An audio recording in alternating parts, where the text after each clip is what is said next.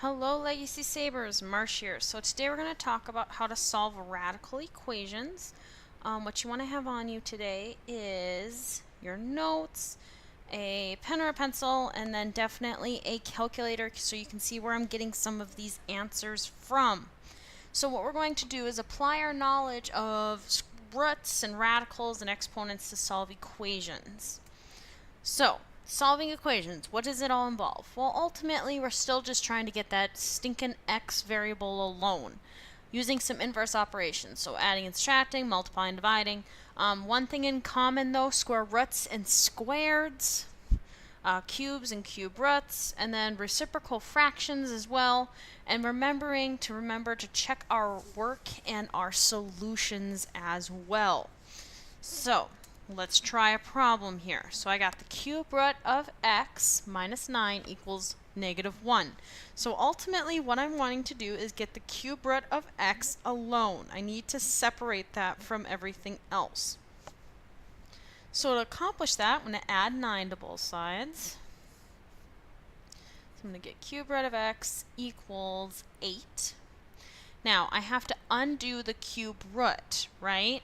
Well, to undo the cube root, I'm actually going to cube both sides, because cubing a cube root, those cancel out, right? So I'll be left with an x equals 8 cubed, which 8 cubed is a value of, grab my calculator here, 8 cubed, 512. Okay, now I am going to need to check to make sure this is right. So cube root of 512 minus 9 should be -1. So the cube root of 512, well, that's 8, right? 8 minus 9 is in fact -1. So it does check out. You do need to check to make sure that it works in the equation, because sometimes on these problems you will get extraneous solutions. Also, if it works in the problem, you 100% definitely have the answer, and you should be able to do well on, let's say, like a quiz or something. Let's try this one. So I got the cube root of 2x plus 3 equals the cube root of x minus 1. Well, that's kind of confusing, right? There's cube roots on both sides. But, well, couldn't I just take both sides to the third power? If I take both sides to the third power, well, that's going to cancel out the radicals, right? Leaving only what's underneath the radicals. So these are actually the easiest problems. And I know they don't look like the easiest problems because there's a lot of radicals. And you're going to go, ah! But if those radicals have the same index, you can just exponentiate both sides, and then you should be able to get what's underneath the radicals. The radicands, basically. So now let's solve. I get, well, I'm going to subtract an x, subtract 3, I'll get x equals -4 for an answer. So now let's check to make sure it works in our problem. So 2 times -4 plus 3, that's the cube root, and that needs to be equal to the cube root of -4 minus 1. So,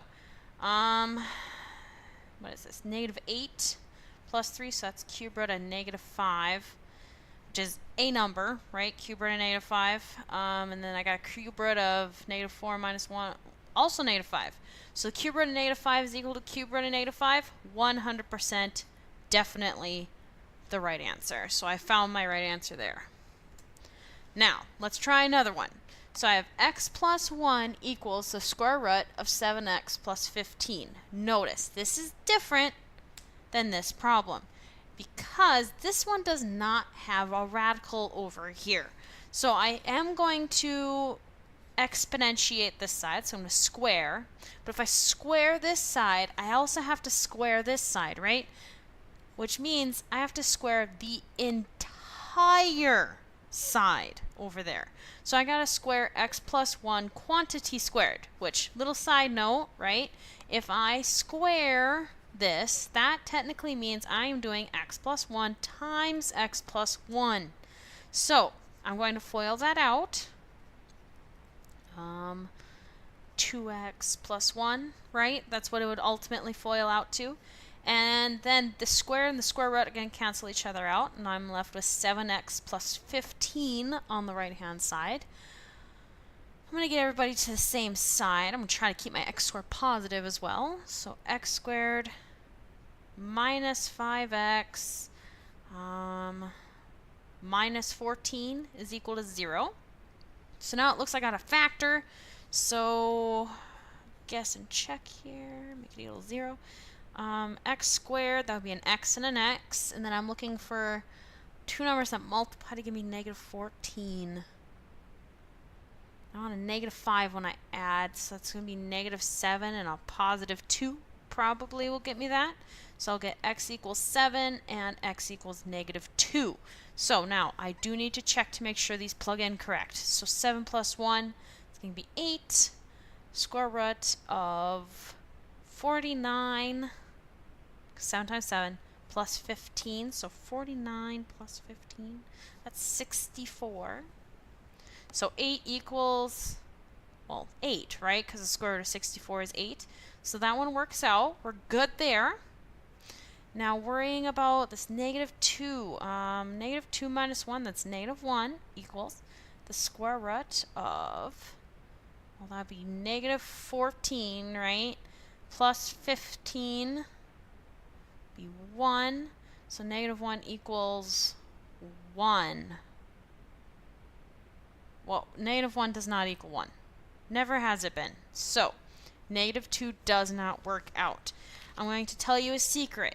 The ones that you definitely need to worry about extraneous solutions is when you're factored. So when you have factored, definitely worry about extraneous solutions. Those are the most common ones in which an extraneous solution will show up. And with that, that's the end of this video. See you later, Sabers.